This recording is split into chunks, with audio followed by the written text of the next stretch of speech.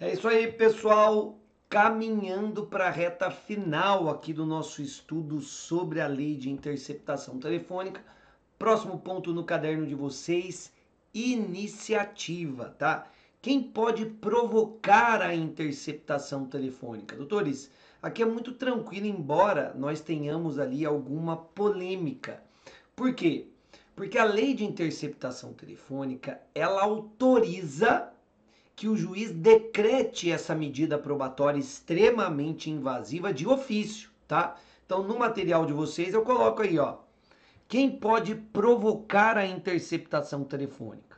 Nos termos da lei, tá? E aí é preciso tomar cuidado na sua prova, porque se a questão mencionar a lei, a gente precisa saber que a lei autoriza que o juiz de ofício decrete a interceptação telefônica. Por isso tá aí quem pode autorizar a interceptação. O juiz, nos termos da lei, de ofício, o delegado de polícia durante as investigações, na fase investigativa, portanto, e o representante do Ministério Público, seja na fase investigativa ou durante a instrução processual, vale dizer, durante o processo penal, tá? Então nós temos essas três figuras.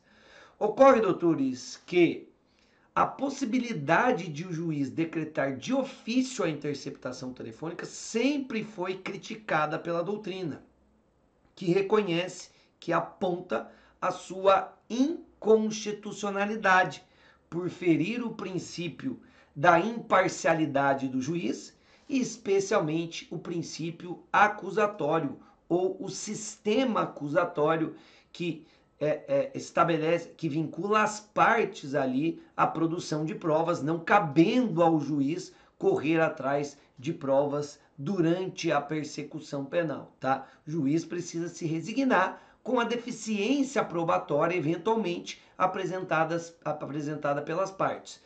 Uma boa parcela da doutrina entende que o juiz pode até determinar a produção de prova de ofício, tá? Mas isso de forma complementar e somente durante o processo, para que o juiz possa melhor decidir se ele está com alguma dúvida, se ele entende que alguma providência probatória seja necessária para sanar aquela dúvida, para que ele possa decidir de maneira mais justa e adequada, ele poderia determinar a produção dessa prova. Mas durante a instrução processual, tá? Mesmo essa doutrina que aponta essa possibilidade, também sustenta que na fase de investigação o juiz não pode ter nenhuma iniciativa probatória. Então, de maneira unânime, se reconhece a inconstitucionalidade dessa possibilidade do juiz de ofício decretar a interceptação telefônica.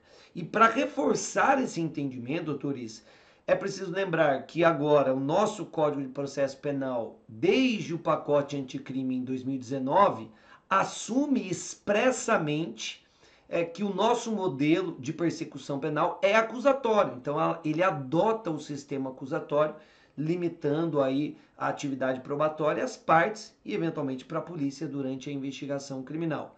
Mais do que isso, veremos que o artigo 8º-A, que regulamenta a captação ambiental, ao prever ou ao dispor sobre a iniciativa para a provocação dessa medida probatória, vai dizer, da captação ambiental, o artigo 8º-A só faz menção ao delegado e ao promotor, ou seja, ao representante do Ministério Público.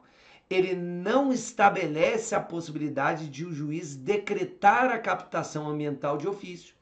Daí porque a doutrina, em reforço, se posiciona no sentido de que o artigo 8º-A, ele derrogou, ou seja, ele revogou tacitamente essa norma, salvo engano, ali do artigo 3º da Lei de Interceptação Telefônica, que autoriza que o juiz decrete essa medida probatória de ofício. Se você tem um artigo na mesma lei que não admite que o juiz decrete de ofício uma medida probatória tão invasiva como a captação ambiental, é evidente que esse dispositivo acaba revogando tacitamente a norma que autorizava o juiz a decretar de ofício a interceptação telefônica, que são medidas probatórias bem semelhantes, como a gente já propagou aqui, tá bom?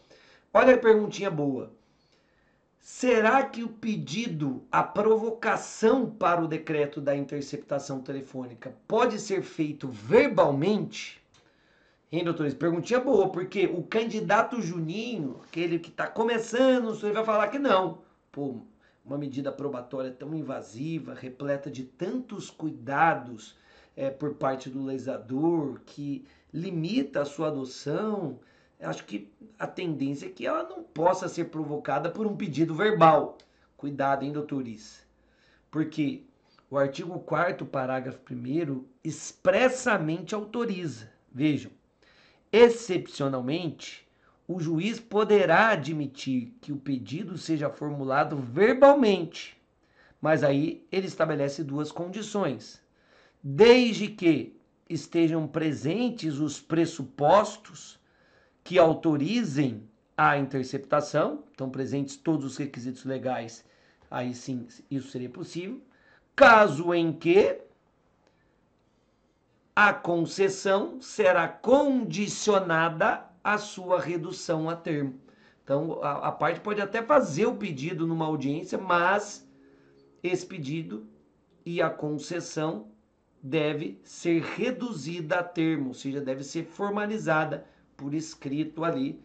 Tem nem muito sentido, né, doutor? Você fazer um pedido muitas vezes oral, de repente numa audiência a parte contrária se faz presente em regra, você acaba perdendo a eficácia da medida. A ideia da lei, basicamente, é tentar dar ou conferir mais agilidade ao trâmite ali da provocação da interceptação. Até por ser uma medida probatória em regra de natureza urgente, você fazendo pedido verbal, o juiz autorizando ali, reduz a termo, a coisa tende a fluir de maneira muito mais rápida, tá bom? Próximo ponto, doutores, prazo de duração. Prazo de duração. Nos termos do artigo 5º, a decisão que autoriza a interceptação telefônica será fundamentada sob pena de nulidade, indicando também a forma de execução da diligência, que não poderá exceder, vejam aí, o prazo de 15 dias, renovável por igual tempo, uma vez comprovada a indispensabilidade do meio de prova, tá? Então, com relação ao prazo, doutores, aparentemente o tema é tranquilo, tá? Celine, qual que é o prazo então da interceptação telefônica?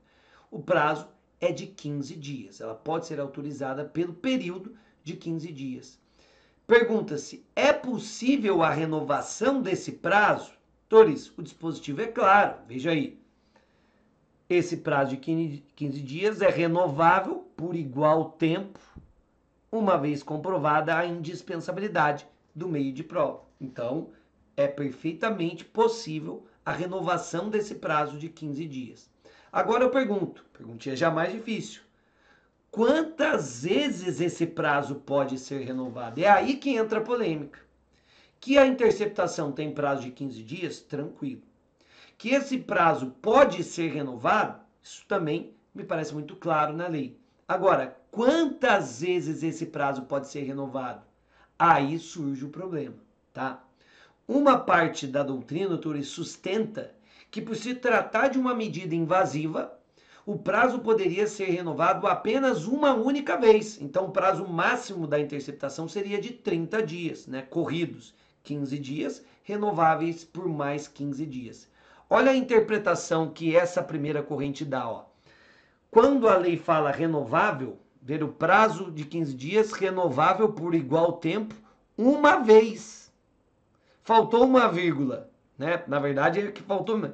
Pode ser renovado por igual tempo, vírgula, uma vez comprovada a indispensabilidade do meio de prova. Como não tem a vírgula, essa primeira doutrina vai falar renovável por igual tempo uma única vez. Então não pode ser renovado várias vezes, só uma vez, tá? Uma outra corrente vai defender o seguinte, olha, como se trata de uma medida excepcional, eu vou fazer uma relação, é a segunda corrente, a ideia de segunda, eu vou fazer uma relação aqui com circunstâncias excepcionais, estado de defesa e estado de sítio, onde o sigilo das comunicações telefônicas, como a gente falou no começo do nosso estudo, também pode ser afastado, mas somente por um prazo de 60 dias. Então, pegando essa previsão constitucional, que essa doutrina vai dizer, olha, é possível o afastamento do sigilo telefônico durante vigência de estado de defesa e estado de sítio por até 60 dias. Logo, a interceptação telefônica ela só pode ser autorizada pelo prazo máximo de 60 dias. Então, seriam possíveis várias renovações até chegar a um limite de 60 dias, tá? Essa segunda doutrina, doutores, é muito fraca, né?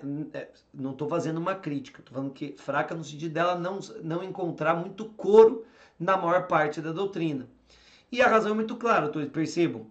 Esse prazo de 60 dias se refere ao estado de sítio, estado de defesa, que são circunstâncias excepcionais e, como vimos, o afastamento do sigilo das comunicações é afastado diretamente, ele é concretizado, perdão, diretamente pelo chefe do Poder Executivo Federal, o próprio presidente que vai afastar. Não existe o controle do judiciário, o que é muito diferente da interceptação telefônica, autorizada pelo juízo competente, nos termos da lei, e com controle e supervisão tanto do Ministério Público quanto do Poder Judiciário. Então o cenário é totalmente distinto, tá? O que sempre prevaleceu? A terceira corrente.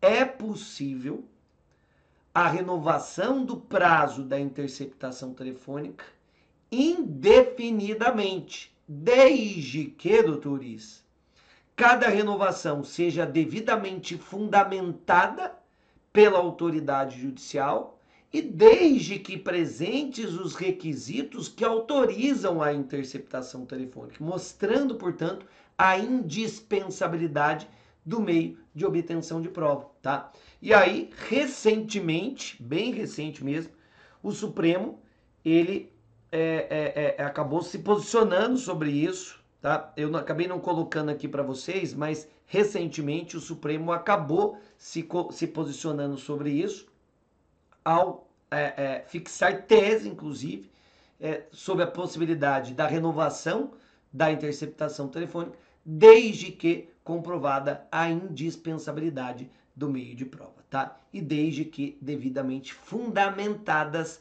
cada autorização de renovação. O que eu pergunto para fechar aqui olha a complexidade subindo.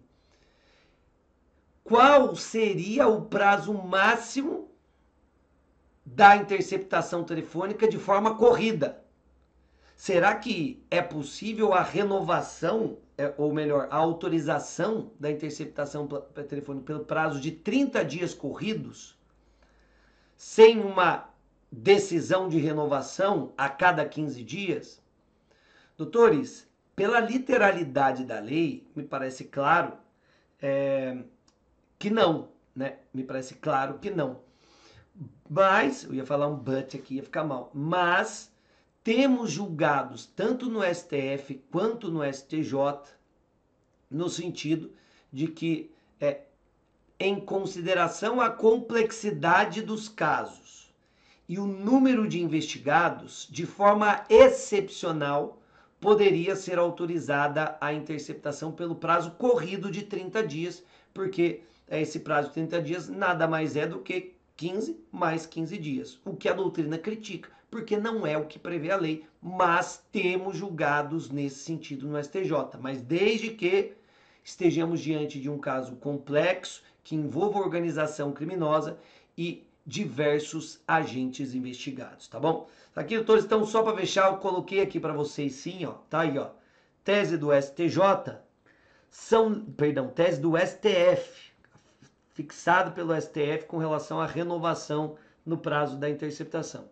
São lícitas as sucessivas renovações de interceptação telefônica, desde que, verificados os requisitos do artigo 2º da Lei 9296/96 e demonstrada a necessidade da medida diante de elementos concretos e a complexidade da investigação, a decisão judicial inicial e as prorrogações sejam devidamente motivadas. Então, demonstrada a necessidade da medida diante de elementos concretos e a complexidade da investigação, a decisão judicial inicial e as prorrogações sejam devidamente motivadas com justificativa legítima, ainda que sucinta, a embasar a continuidade das investigações.